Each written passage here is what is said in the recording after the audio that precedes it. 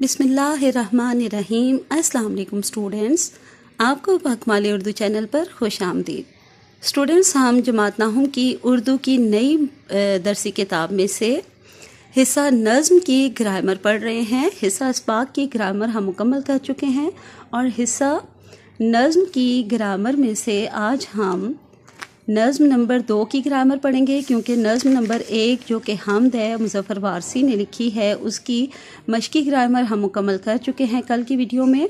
اور آج ہم نظم نمبر 2 نعت رسول مقبول صلی اللہ علیہ وآلہ وسلم جو کہ ظفر علی خان نے لکھی ہے، اس کی مشق میں موجود گرامر صفحہ نمبر 82 یعنی 82 پر سوال نمبر 3 میں ہمارے پاس گرامر عنوان ہے اصناف شعری۔ شعری اصناف یا اصناف شعری یا اصناف سخن، کچھ بھی اسے کہا جا سکتا ہے، یہ 2 حصوں میں تقسیم کیا گیا ہے، ٹھیک ہے۔ نمبر 1 بلحاظ موضوع، نمبر 2 بلحاظ حیت ترکیبی۔ اور جماعت ناہم کے اسٹوڈنٹس کے لیے میں یہ بتا دوں کہ آپ کی کتاب میں جو دیے گئے ہیں اصناف شعری وہ بلحاظ موضوع ہیں، ٹھیک ہے۔ یہ سب جو آپ دیے گئے نا، یہ سب اصناف شعری بلحاظ موضوع کے عنوانات ہیں، ٹھیک ہے۔ تو یہ آپ یہاں پر دونوں موضوعات کو دیکھ لیجئے، ان میں سے ہم نے یہ سارے شامل نہیں ہیں جماعت ناہم میں، ان میں سے 7 شامل ہیں، ٹھیک ہے۔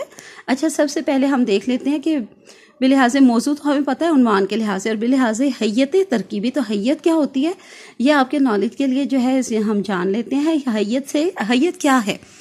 حیت کے لفظی معنی شکل، حلیہ یا بناوٹ کے ہیں، ٹھیک ہے۔ تو حیت کا جو لفظی معنی ہے وہ بناوٹ ہی ہے۔ اصطلاح میں ادب سے مراد انداز و بیان کی وہ صورت جو فنی اور تکنیکی خصوصیات کے سبب کسی شعری تخلیق کی شناخت بن جائے، اسے حیت کہتے ہیں۔ اچھا، صنف کیا ہے؟ صنف کے لفظی معنی نسل، ذات، جنس، قسم، جماعت یا گروہ کے ہیں۔ اصطلاح میں صنف سے مراد الفاظ کو بہترین انداز میں لکھنا یا بیان کرنا۔ اس میں جملے کی ساخت پر توجہ نہیں دی جاتی، جبکہ جملے کے انداز پر خصوصی توجہ دی جاتی ہے۔ انداز نہایت ہی دلکش ہوتا ہے۔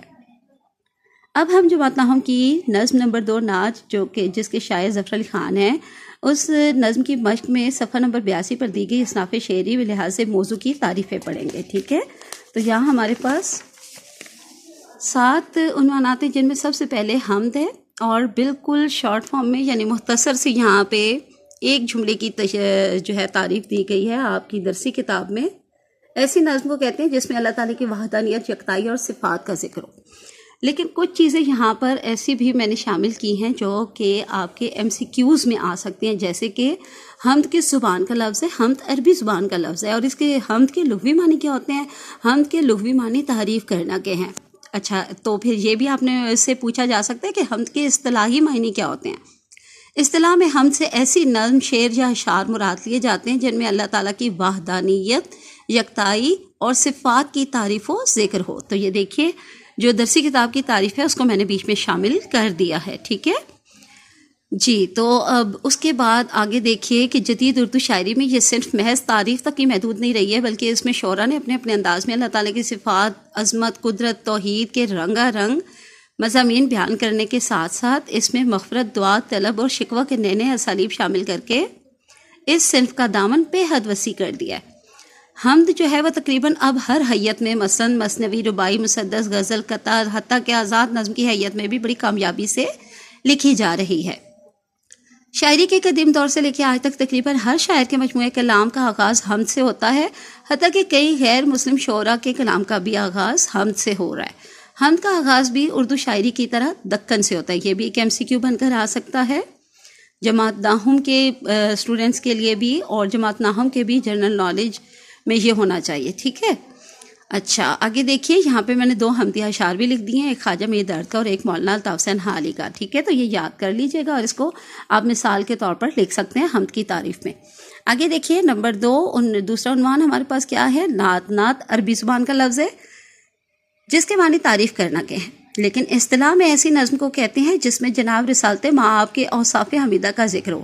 یہ لفظ صرف مدت رسول اللہ صلی اللہ علیہ وسلم کے لیے وقف ہو چکا ہے، ٹھیک ہے۔ تو یہ مختصر تشریح جو ہے یہ درسی کتاب میں ہے جماعت ناہم کی، اور آگے تھوڑی سی ڈیٹیل جو دی ہے یہ آپ کی جماعت نحوم کے اسٹوڈنٹس بھی جو ہے اس قواعد میں آنے کی صورت میں تھوڑا سا اس کو تفصیلی لکھ سکتے ہیں، اور جماعت نحوم اور 11ویں 12ویں کلاسز کے لیے بھی یہ تفصیلی تعریف جو ہے وہ ضروری ہے یاد کرنا، ٹھیک ہے۔ حمد کی طرح اردو شاعری میں نعت کا آغاز بھی دکن سے ہی ہوتا ہے، ٹھیک ہے۔ مسلم شعراء کی طرح کچھ غیر مسلم شعراء ہندو، سکھ، عیسائی وغیرہ جو ہیں ان کے ہاں بھی نعتیہ کلام کے عمدہ نمونے ملتے ہیں۔ یہاں پہ میں نے ایک مثالی شعر لکھ دیا ہے، علامہ اقبال کا جو ہے نعتیہ شعر ہے، قوت عشق سے ہر پست کو بالا کر دے، دہر میں اسم محمد سے اجالا کر دے صلی اللہ علیہ وسلم۔ آگے دیکھیے دنیا کی پہلی نعت کب لکھی گئی؟ دنیا کی پہلی نعت جو ہے وہ حضرت خدیجہ رضی اللہ تعالیٰ عنہا کے چچا زاد بھائی ورقہ بن نوفل، جنہوں نے حضور صلی اللہ علیہ وسلم کے آخری نبی صلی اللہ علیہ وسلم ہونے کی بشارت بھی دی تھی، انہوں نے 13 اشعار پر مشتمل ایک نعت لکھی جو آج تک کئی زبانوں میں ترجمے کے ساتھ محفوظ ہے۔ جی اب ہم نمبر 3 عنوان کی طرف آتے ہیں، جماعت نحوم کی جو درسی کتاب میں دیے گئے ہیں اصناف شعری میں۔ تیسرا ہے منقبت۔ منقبت عربی زبان کا لفظ ہے جس کے معنی لغوی معنی تعریف، توصیف، صفت و ثنا، خاندانی فضیلت و برتری، ہنر یا بڑائی کے ہیں۔ اصطلاح میں یہاں پہ یہ توئے بھی آئے گا، ٹھیک ہے۔ اصطلاح میں منقبت ایسی نظم کو کہتے ہیں جس میں صحابہ کرام رضی اللہ عنہم، بزرگان دین اور صوفیاء کرام کی خدمات اور اوصاف کا ذکر ہو۔ قدیم اردو شاعری کی روایت رہی ہے کہ خدا اور رسول صلی اللہ علیہ وسلم کے بعد صحابہ کرام کی شان و فضیلت اور نیکوکاروں کی سیرت و عظمت کے مضامین بیان کیے جاتے تھے۔ سودا اور میر یہ دونوں تخلص ہیں دو شاعروں کے۔ سودا اور میر نے مذہبی جوش میں لبریز ہو کر منقبت میں متعدد قصائد لکھے ہیں۔ قصیدہ کی جمع قصائد۔ کس سے ہو سکتی ہے مداحی ممدوح خدا، کس سے ہو سکتی ہے آرائش فردوس برین، یہ میں نے مثالی شعر لکھا ہے منقبت کا، تو آپ نے یہ شعر بھی ساتھ یاد کرنا ہے، ٹھیک ہے۔ آگے دیکھیے نمبر 4 قصیدہ۔ لفظ قصیدہ عربی زبان کے لفظ قصد سے ماخوذ ہے جس کے معنی ارادہ کرنا کے ہیں۔ قصیدہ حیت کے اعتبار سے غزل سے ملتا ہے، ٹھیک ہے۔ آگے انہوں نے بتا دیا ہے کہ کیسے پہلے شعر کے دونوں مصرے اور باقی اشعار کے آخری مصرے ہم قافیہ اور ہم ردیف ہوتے ہیں، ٹھیک ہے، غزل کے بھی اور قصیدہ کے بھی، اس لیے قصیدہ کو غزل جیسا کہا جاتا ہے کہ یہ دونوں جو ہے حیت کے اعتبار سے ایک جیسے ہیں۔ اصطلاح میں قصیدہ ایسی نظم کو کہتے ہیں جس میں کسی بادشاہ وغیرہ کی تعریف کی جائے، قصیدہ کہلاتی ہے۔ قصیدے کا بنیادی مقصد ارباب اقتدار یعنی جو حکومتی افسران وغیرہ یا حکومت سنبھالے ہوئے لوگ جو ہوتے ہیں، سنبھالنے والے لوگ جو ہوتے ہیں، ان کی خوش آمد کرنے کے لیے یا ان کی خوشنودی یا ان کی رضامندی حاصل کرنے کے لیے ہوتا ہے، یا محض ان کی فرمائش پورا کرنے کے لیے بھی قصیدہ لکھا جاتا ہے۔ قصیدہ کے 4 اجزائے ترکیبی ہیں، یہ بھی MCQ میں آ سکتا ہے: تشبیب، گریز، مدح، دعا۔ جی نمبر 5 ہے ملی نغمہ۔ ایسی نظم کو کہتے ہیں جس میں وطن اور قوم کی محبت، جذبوں اور ولولوں کا ذکر ہو۔ اس کی حیت ترکیب بند کی ہوتی ہے اور اس میں ایک ٹیپ کا مصرع ہوتا ہے جسے موسیقی کی اصطلاح میں انترا یا مکھڑا کہا جاتا ہے۔ گیتوں کی اقسام میں لوک گیت، قومی نغمے یا ترانے اور فلمی گیت وغیرہ بھی شامل ہیں۔ جی تو اب ہم آگے دیکھتے ہیں، ہمارے پاس جو اگلا عنوان ہے نمبر 6 مرثیہ۔ مرثیہ عربی زبان کا لفظ ہے اور مرثیہ عربی لفظ رسا سے بنا ہے جس کے معنی مردے کو رونے اور اس کی خوبیاں بیان کرنے کے ہیں۔ مرثیہ کی صنف عربی سے فارسی اور فارسی سے اردو میں آئی ہے۔ اصطلاح میں مرثیہ ایسی نظم کو کہتے ہیں جس میں کسی عظیم شخصیت کی وفات یا کسی دردناک سانحے کا ذکر ہو۔ اردو اور فارسی میں مرثیہ کی صنف زیادہ تر اہل بیت یا واقعہ کربلا کے لیے مخصوص ہے۔ اردو میں مرثیہ کی ابتدا دکن سے ہوئی، تو اس کی ابتدا بھی دکن سے ہوئی، یہ بھی MCQ آ سکتا ہے۔ اردو کا سب سے پہلا مرثیہ، یہ بھی بہت امپورٹنٹ ہے، آپ نے اسے بھی یاد رکھنا ہے کہ اردو کا سب سے پہلا مرثیہ دکنی شاہ ملا وجہی شاعر ہے، یہاں پہ شاعر ریئر بھی آئے گا، ٹھیک ہے، دکنی شاعر ملا وجہی کا تھا، ملا وجہی یاد رکھیے گا شاعر کا نام۔ لکھنؤ میں اس صنف نے مزید ترقی کی اور میر انیس اور میر دبیر جیسے شعراء نے مرثیہ کو اعلیٰ مقام عطا کیا۔ مرثیہ کے کتنے حصے ہوتے ہیں؟ مرثیہ کے 8 حصے ہوتے ہیں، یہ بھی آپ کے MCQ میں آتا ہے، اور ابھی جو ہے وہ 9th کلاس کا جو پیپر ہوا تھا بورڈ کا، اس میں بھی یہ MCQ آیا تھا، ٹھیک ہے۔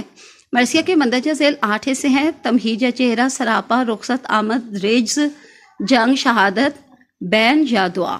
زیادہ تر بین آتا ہے لیکن کہیں کہیں پہ دعا۔ نمبر 7 مناجات دعا۔ مناجات کے لغوی معنی باہم راز و نیاز کہنا کے ہیں۔ مگر اصطلاح میں مناجات ایسی نظم کو کہتے ہیں جس میں رقت انگیز لہجے میں اللہ تعالیٰ سے مدد مانگی گئی ہو جیسے اس کی ذات کے سامنے ہو، اور شاعر انتہائی ملتجی بھی ہو، یعنی التجا کر رہا ہو، یعنی اللہ تعالیٰ کی تعریف کے ساتھ ساتھ اپنی عاجزی ظاہر کر کے دعا اور التجا کی جائے۔ اچھا، حمد اور مناجات میں کیا فرق ہے؟ حمد اور مناجات میں فرق یہ ہے، معنوی طور پر یہ فرق ہے کہ حمد میں اللہ تعالیٰ کی تعریف و بڑائی بیان کی جاتی ہے، لیکن مناجات میں عام طور پر دعائیہ یا التجائیہ انداز ہوتا ہے، یعنی مناجات میں بندہ اپنے پروردگار سے کچھ طلب کرتا ہے، جیسے علامہ اقبال کی مناجات کا یہ مشہور شعر، یا رب دل مسلم کو وہ زندہ تمنا دے جو قلب کو گرما دے، جو روح کو تڑپا دے۔ جی اسٹوڈنٹس، آج کے لیے اتنا ہی کافی ہے، انشاءاللہ کل ملیں گے۔ اللہ حافظ اینڈ فی امان اللہ۔